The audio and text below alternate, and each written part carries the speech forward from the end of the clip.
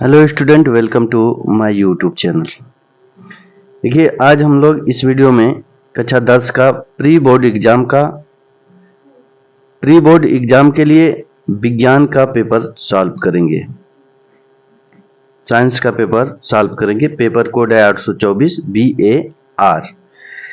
इसमें देखिए, सामान्य निर्देश में बात कर लें, आपको समय 3 घंटा 15 मिनट का मिलेगा और सामान्य निर्देश में प्रारंभ के 15 मिनट परीक्षार्थियों को प्रश्न पत्र पढ़ने के लिए निर्धारित हैं।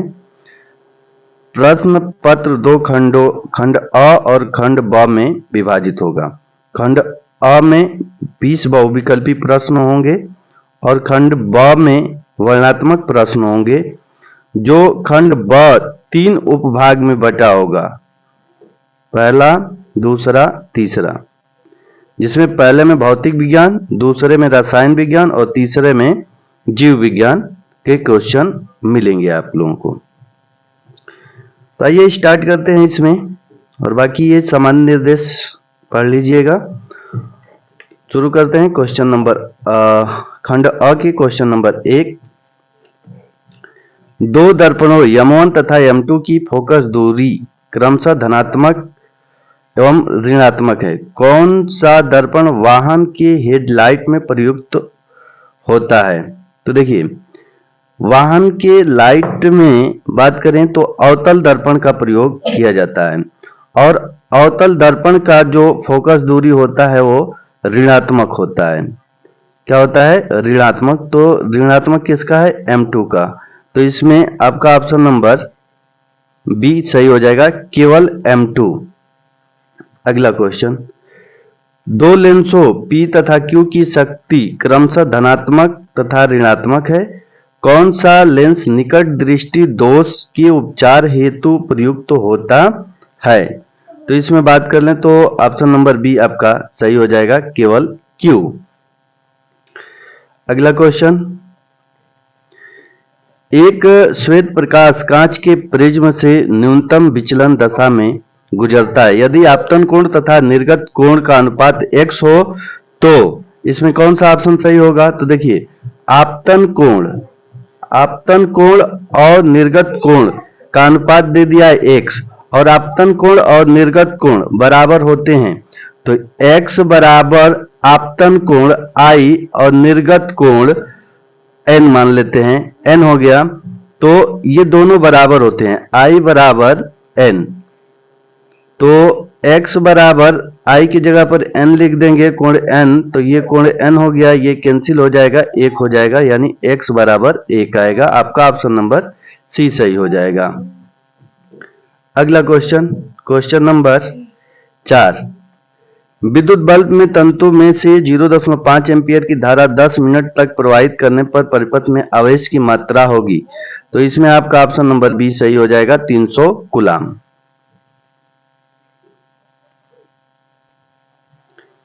अगला क्वेश्चन देखते हैं, क्वेश्चन नंबर 5।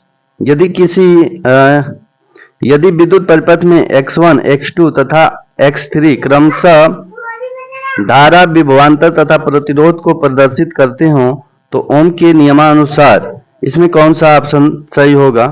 देखिए, हम लोग जानते हैं कि ओम के नियमानुसार V बराबर IR होता है, और V किससे डिनोटेड है? इसमें देखिए, प्रतिरोध, V विभवांतर x2 से है, तो विभवांतर हो जाएगा आपका x2 बराबर धारा x1, तो धारा हो जाएगा x1 गुणे R, विभवांतर प्रतिरोध R x3 है, तो ये x3 हो जाएगा, यानी कि x2 बराबर x1 गुणे x3 होगा।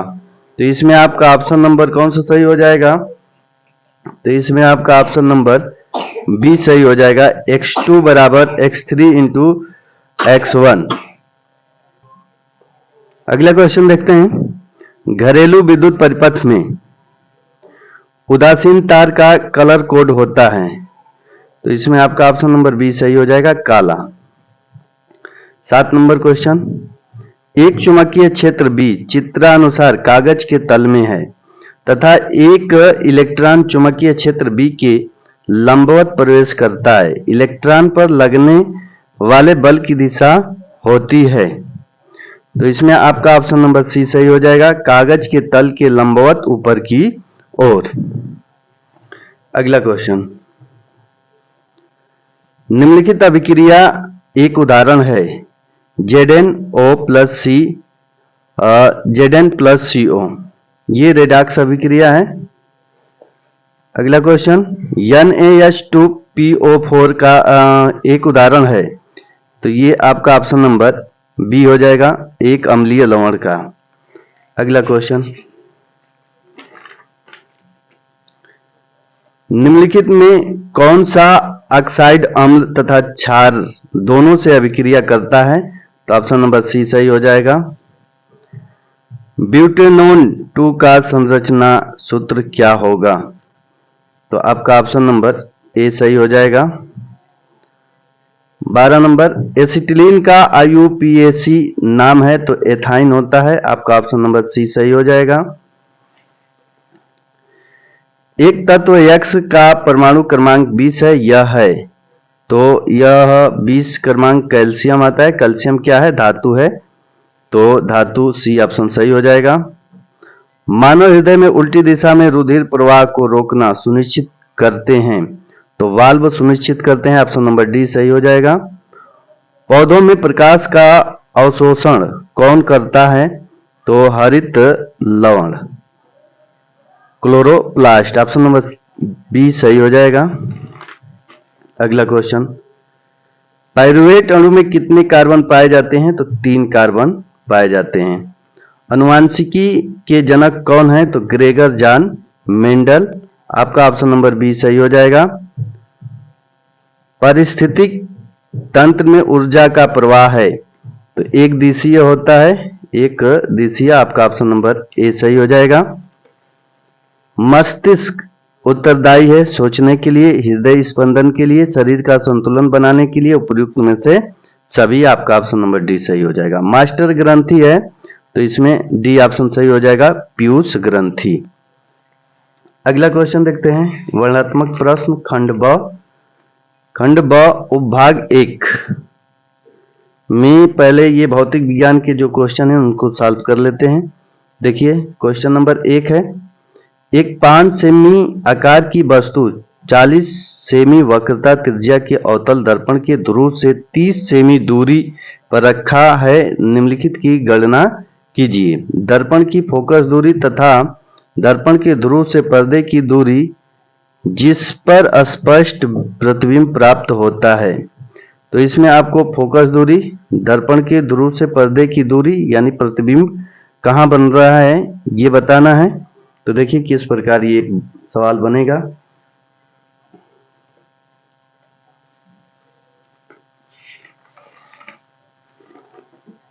देखिए आपको परीक्षा में इसी प्रकार से लिखना है।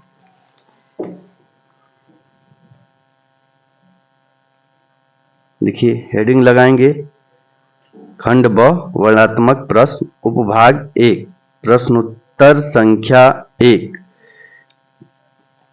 पहला है अवतल दर्पण के लिए क्या क्या दिया है उसको लिख लेते हैं। वक्रता त्रिज्या r -40 सेमी, वस्तु की दूरी -30 सेमी और u, वस्तु की दूरी को u से डिनोट किया जाता है बराबर -30 सेमी। क्योंकि अवतल दर्पण है इसलिए अवतल दर्पण में u, r, v जितने भी होते हैं वो सभी माइनस में होते हैं, इसलिए ये माइनस में लिखे गए हैं। दर्पण की फोकस दूरी f बराबर r बट्टे में 2 होता है। तो f बराबर r का मान दिया है -40, तो -40 यहाँ पर रखेंगे बट्टे में 2, तो इसको घटाएंगे तो आएगा -20 सेमी। अब दर्पण सूत्र से v का मान निकालेंगे। दर्पण सूत्र 1/f बराबर 1/v प्लस 1/u। अब f का मान देखिए कितना आया -20, तो -20 लिखेंगे बराबर 1/v प्लस 1/u का मान -30, तो -30 लिखेंगे। इसको सॉल्व करेंगे, इसको इधर पक्षांतर करेंगे तो प्लस हो जाएगा, ये माइनस है तो प्लस हो जाएगा। एलसीएम लेंगे तो -3 + 2 इसको घटाएंगे तो -1/60 बराबर 1/v होगा। देखिए -1/60 बराबर 1/v, तो v बराबर -60। इसको भी उत्क्रम में लिख देंगे, उल्टा करेंगे तो ये v ऊपर जाएगा तो ये भी चला जाएगा ऊपर, यानी -60, या क्रॉस गुणा कर देंगे तो भी हो जाएगा, तो v बराबर -60। तो दर्पण की फोकस दूरी -20 सेमी और दर्पण के ध्रुव से पर्दे की दूरी -60 सेमी। दूसरा क्वेश्चन देखते हैं।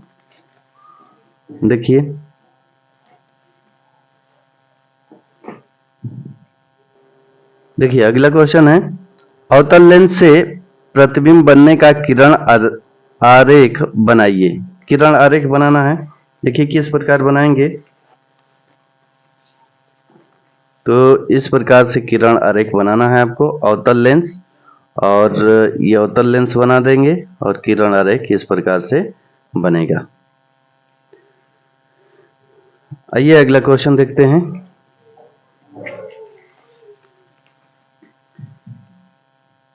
क्वेश्चन नंबर 2, दूसरा का पहला, किस दृष्टि दोष के निवारण में द्विफोकस लेंस प्रयुक्त होता है? प्रयुक्त दोनों लेंसों की प्रकृति बताइए। तो इसका आंसर देखिए, जरा दृष्टि दोष में इस प्रकार से लिखेंगे, प्रश्नोत्तर संख्या 2, जरा दृष्टि दोष के निवारण में द्विफोकल लेंस प्रयुक्त होता है। लेंसों की प्राकृतिक ऊपरी भाग में अवतल लेंस और निचले भाग में उत्तल लेंस प्रयुक्त होता है। इस प्रकार से आपको परीक्षा में लिखना है। आइए अगला क्वेश्चन देखते हैं। क्वेश्चन नंबर दूसरा का दूसरा, एक 5 ओम प्रतिरोधक से प्रति सेकेंड 250 जूल ऊष्मा उत्पन्न होती है। प्रतिरोधक के लिए गणना कीजिए प्रवाहित धारा तथा सिरों के बीच विभवांतर। देखिए दूसरा का प्रश्न नंबर दूसरा का दूसरा, दिए गए मान, प्रतिरोध दिया है R 5 ओम, ऊष्मा H 250 जूल, समय T 1 सेकेंड, 1 सेकेंड प्रति सेकेंड बोला है इसमें। देखिए सवाल में प्रति सेकेंड यानी t का मान 1 सेकेंड, t का मान 1 सेकेंड। सूत्र h बराबर I स्क्वायर RT, मान रखेंगे h का मान 250 joule, 250 joule, I square R का मान 5, t का मान 1। इसको सॉल्व करेंगे तो ये यहाँ से कैंसिल होगा, तो I स्क्वायर बराबर 50, तो I बराबर रूट में 50 होगा और रूट में 50 का वर्गमूल निकालेंगे तो लगभग 7.07 आएगा और धारा का मात्रक एम्पियर होता है तो 1 लिख दिया गया। अब इसमें विभवांतर पूछा गया है तो V बराबर IR होता है, तो V I का मान यहां से रखेंगे 7.07 और गुणे R का मान दिया है 5, गुणा करेंगे तो 35.35 वोल्ट आएगा। तो इस प्रकार से आपको सवाल बनाना है। आइए अगला क्वेश्चन देखते हैं। क्वेश्चन नंबर 3, देखिए विद्युत ऊर्जा का SI तथा व्यवहारिक मात्रक क्या होता है? दोनों के बीच संबंध ज्ञात कीजिए। तो आइए इसको सॉल्व करते हैं।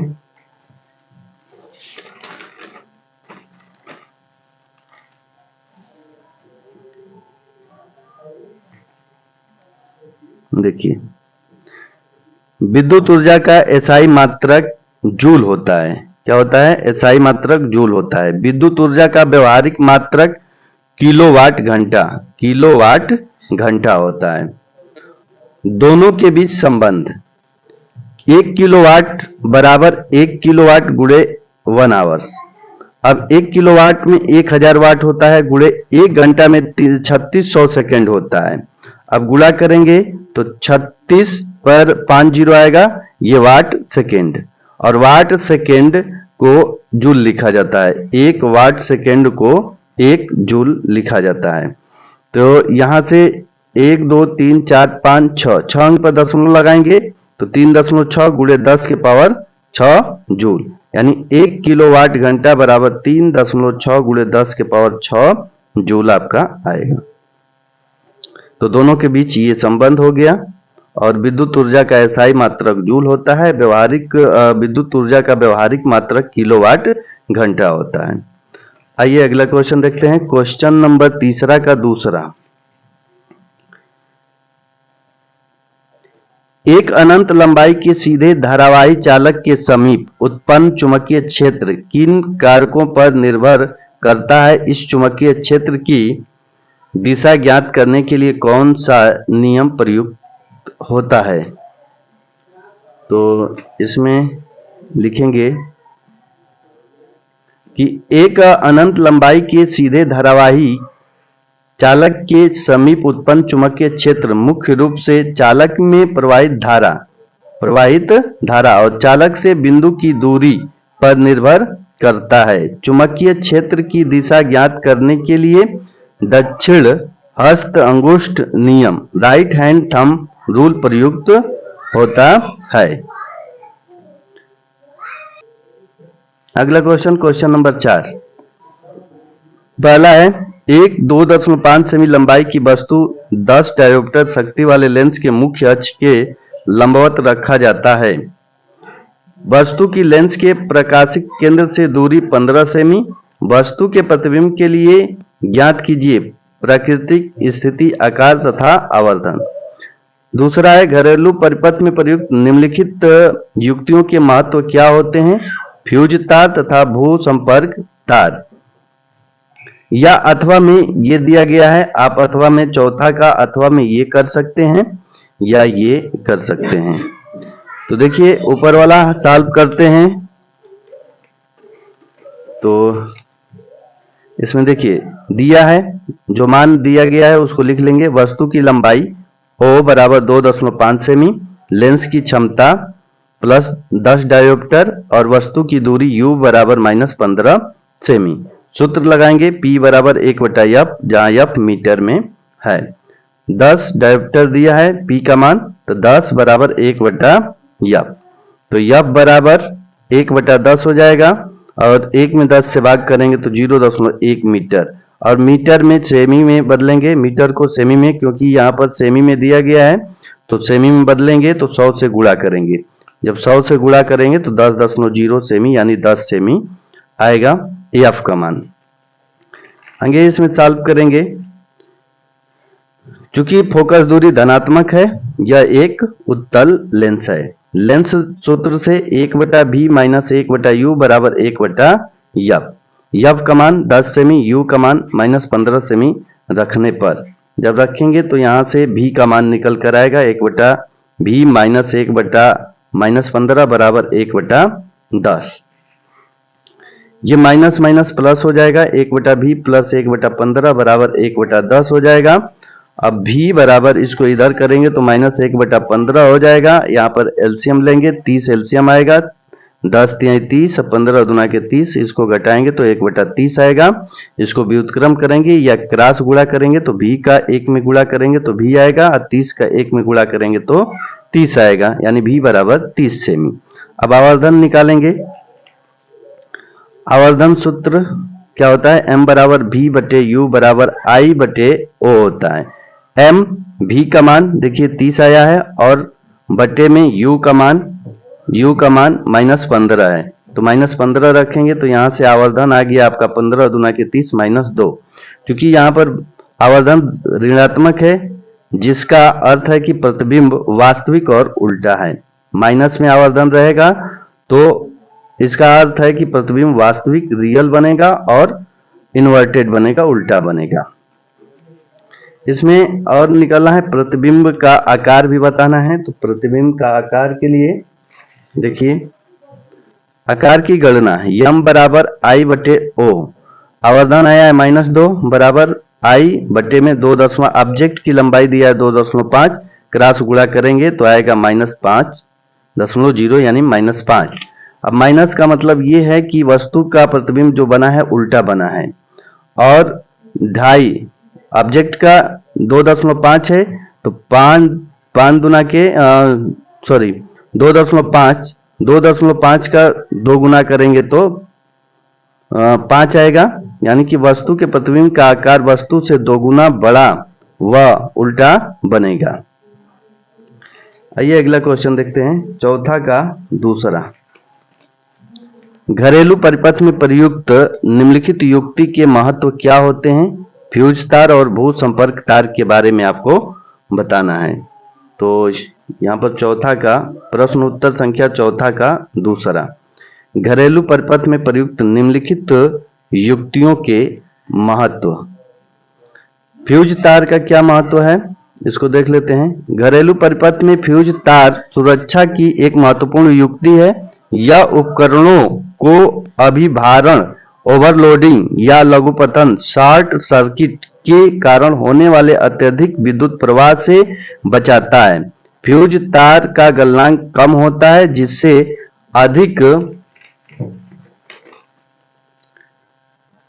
अधिक धारा प्रवाहित होने पर फ्यूज तार गर्म होकर पिघल जाता है, जिससे परिपथ टूट जाता है और महंगे उपकरण जलने से बच जाते हैं। भूसंपर्कन तार। भूसंपर्कन तार अर्थिंग वायर का उपयोग मुख्य रूप से बिजली के झटके से बचने के लिए किया जाता है। यह सुरक्षात्मक उपकरण विशेष रूप से धातु के आवरण वाले उपकरणों में महत्वपूर्ण है। इतना आपको लिखना है। आइए अगला क्वेश्चन देखते हैं, खंड ब का उपभाग 2। क्योंकि अथवा में दिया है तो या ये कर सकते हैं या ऊपर वाला ये कर सकते हैं, तो ऊपर वाला हो गया। आइए अगला क्वेश्चन देखते हैं, खंड ब उपभाग 2। देखिए खंड ब उपभाग 2 पांचवा है, निम्न अभिक्रियाओं को पूर्ण कीजिए। CH3COOH प्लस NHCO3 ABC, ये 3 अभिक्रिया यहाँ पर प्राप्त होगा। जब अभिक्रिया कराएंगे तो देखिए किस प्रकार लिखना है।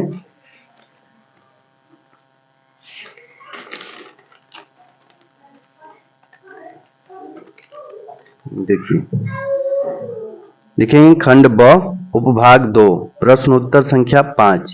5 का पहला ए है, तो ए यहाँ पर लिखेंगे CH3COOH प्लस NaHCO3। जब इसका अभिक्रिया कराएंगे तो CH3COO Na होगा प्लस CO2 प्लस H2O, ये सोडियम एसीटेट प्राप्त होता है, कार्बन डाइऑक्साइड और जल प्राप्त होता है। दूसरा है CH3CH2OH प्लस H2SO4। जब अभिक्रिया कराएंगे तो C2H4 प्लस जल प्राप्त होता है। तो यहाँ पर केवल देखिए एक ही उत्पाद लिखना है, एक ही लिखना है। ए दिया है केवल, तो एक ही यहाँ पर लिखा गया है C2H4, ये एथेन होता है। अगला क्वेश्चन देखिए, इसमें दिया है लेड नाइट्रेट यानी PbNO3 का होल ट्वाइस और हीट करने पर A plus B plus C, यानी 3 उत्पादों में टूटेगा ये। तो लेड नाइट्रेट, तो lead oxide plus NO2, nitrogen dioxide और ऑक्सीजन। यहाँ पर ये संतुलित किया गया है, यहाँ पर 2, यहाँ पर 4। संतुलित रासायनिक समीकरण लिखा जाता है, तो ये संतुलित किया गया है। डी वाला है CaOH का होल ट्वाइस प्लस CO2। जब इसका अभिक्रिया कराएंगे तो CaCO3 और H2O। ये देखिए ये उसका अवस्था लिखा गया है, ये सॉलिड और ये लिक्विड, ये सॉलिड है ये लिक्विड है, ये सॉलिड और ये गैस और ये गैस इसमें दिया गया है, इसलिए इसमें लिखा गया है ये सॉलिड है। तो इसका अभिक्रिया जब इसको हीट करेंगे तो लेड ऑक्साइड और नाइट्रोजन डाइऑक्साइड गैस होगा और ऑक्सीजन भी गैस होता है। तो ऐसे अवस्था लिख दिया जाता है। तो ये कैल्शियम कार्बोनेट और जल प्राप्त होगा, डी वाला। तो इस प्रकार से आपको पेपर में लिखना होगा। अगला क्वेश्चन देखते हैं, क्वेश्चन नंबर 6A। विरंजक चूर्ण के निर्माण की विधि का रासायनिक समीकरण लिखिए। देखिए इसमें दिया है कि विरंजक चूर्ण के निर्माण की विधि का रासायनिक समीकरण लिखिए। केवल आपको समीकरण लिखना है। तो समीकरण लिखेंगे प्रश्न उत्तर संख्या 6A का विरंजक चूर्ण के निर्माण का रासायनिक समीकरण CaOH का whole twice plus Cl2 CaOCl2 plus H2O, ये विरंजन चूर्ण है। तो ये रासायनिक समीकरण केवल लिखना था।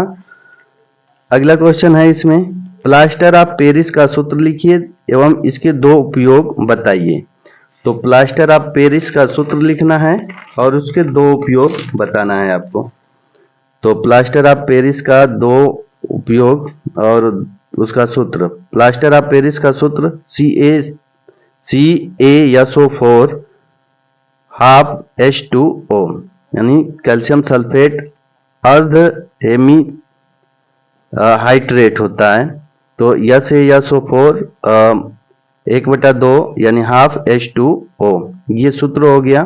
इसके दो उपयोग, टूटी हुई हड्डियों को जोड़ने में और दूसरा खिलौने बनाने में उपयोग किया जाता है। अगला क्वेश्चन नंबर देखिए 7 में 2 दिया है, जैसे 7A और 7B 7C और अथवा करके ये दिया है 7A 7B। तो अथवा वाला ये कर लीजिए या अथवा से ऊपर जो दिया है 7A 7B 7C तो उसको कर लीजिए, कोई एक ही करना है। अगर 7A करेंगे तो इसमें से A करेंगे तो इसका B और C करना होगा आपको, और यदि अथवा वाला ये करते हैं 7A तो 7A का ये करना होगा और B का ये करना होगा। तो दोनों यहाँ पर हल करवा रहे हैं, आप लोगों को परीक्षा में केवल एक ही हल करना है। आइए देखिए,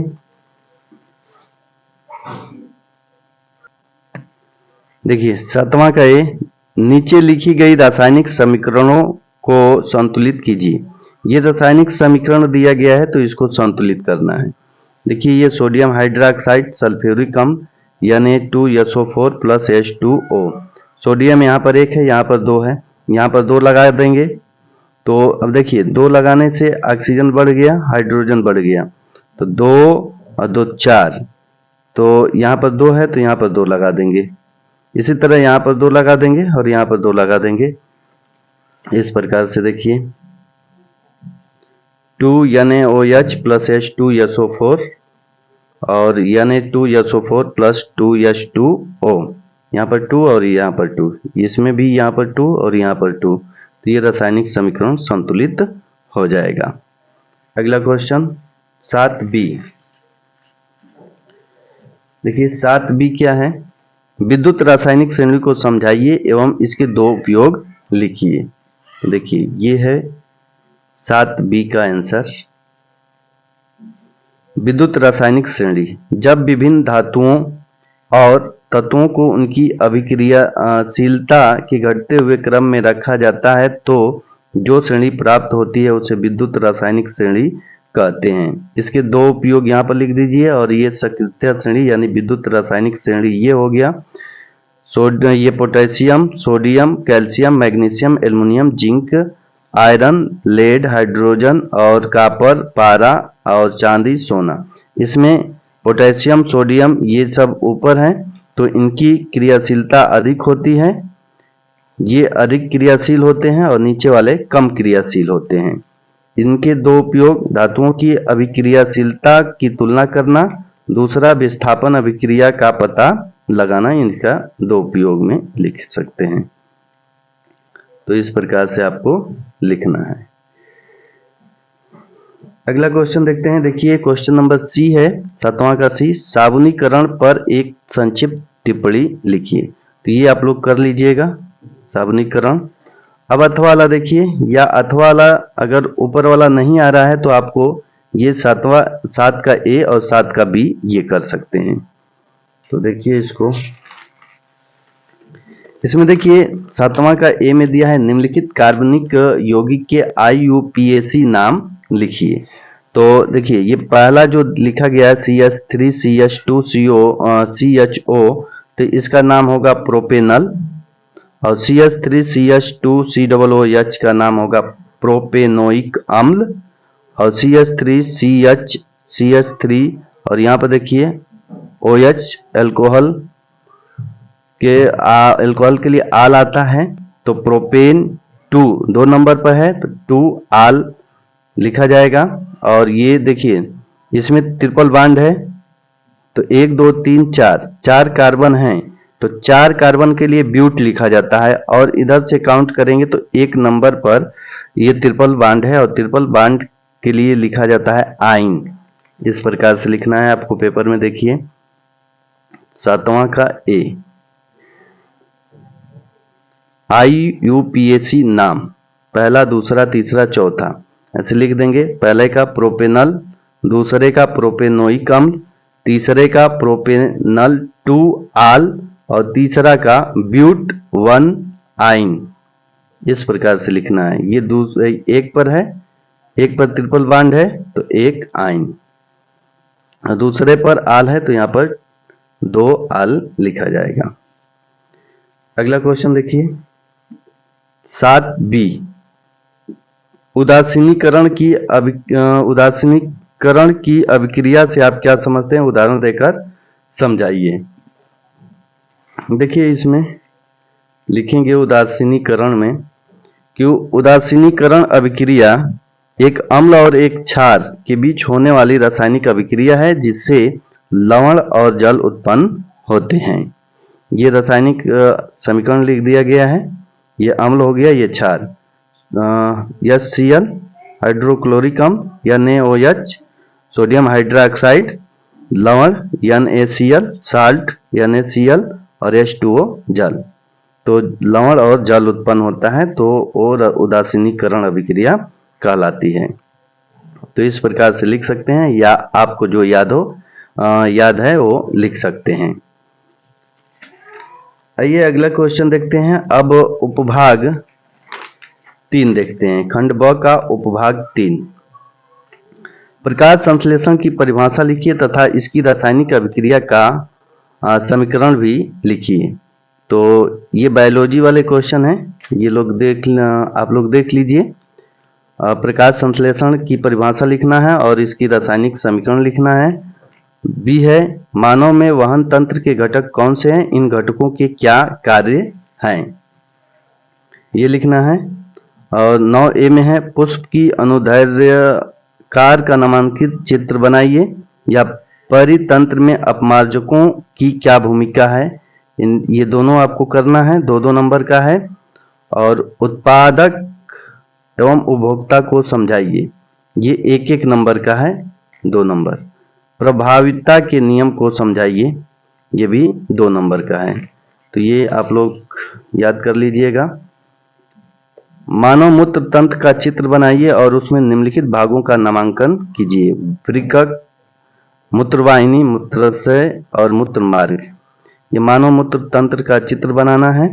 या अथवा में ये नहीं आ रहा है आपको, ये अगर नहीं आ रहा है तो इसको छोड़ दीजिए, ये कर लीजिए। पौधों में अलैंगिक जनन की विभिन्न विधियों का वर्णन कीजिए।